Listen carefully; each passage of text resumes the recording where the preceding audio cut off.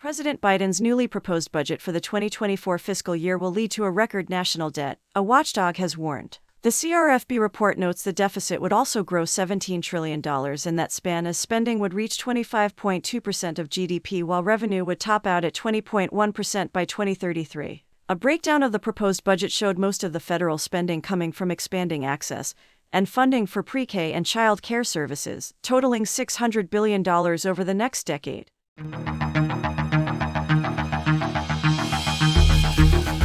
President Biden's newly proposed budget for the 2024 fiscal year will lead to a record national debt, a watchdog has warned. The Biden administration submitted the new proposal on Thursday, which outlines the president's economic, education, climate, and healthcare goals across the next decade. But the Committee for a Responsible Federal Budget warns the budget would result in the country's debt rising from 98% of GDP at the end of 2023 to 106% by 2027.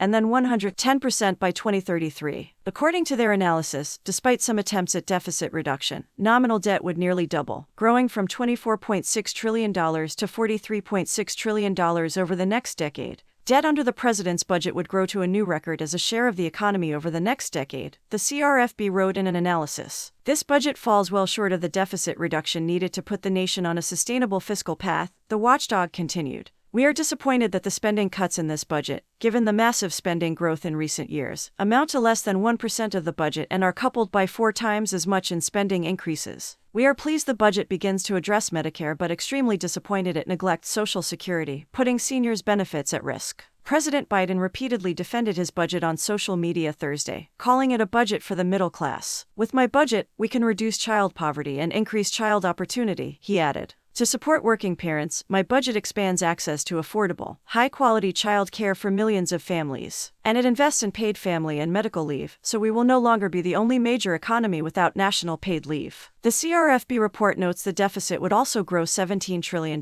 in that span as spending would reach 25.2% of GDP while revenue would top out at 20.1% by 2033. These figures eclipse the 50-year historical spending average of 21.0% of GDP. And the revenue average of 17.4%. The CRFB analysis applauded the budget's uniquely idyllic deficit reduction of $2.8 trillion via new spending and tax breaks but said it relies on somewhat optimistic economic assumptions in its projected growth. The president deserves credit for putting forward $3 trillion of deficit reduction, which could be an achievable near-term bipartisan goal in upcoming negotiations. However, deficit reduction will ultimately need to be nearly 3 times that large, and it is disappointing the budget has put forward so many costly proposals without first putting the nation's fiscal house in order, the CRFB said. These assumptions include stronger long-term growth, lower unemployment, and lower long-term interest rates than those proposed by the Congressional Budget Office (CBO), which are an assumed 0.4% growth this year, 2.1% growth next year and 2.2% growth by the end of the decade, contrasted to the CBO's 0.1% predicted growth this year, 2.5% growth next year and 1.7% by the end of the decade. A breakdown of the proposed budget showed most of the federal spending coming from expanding access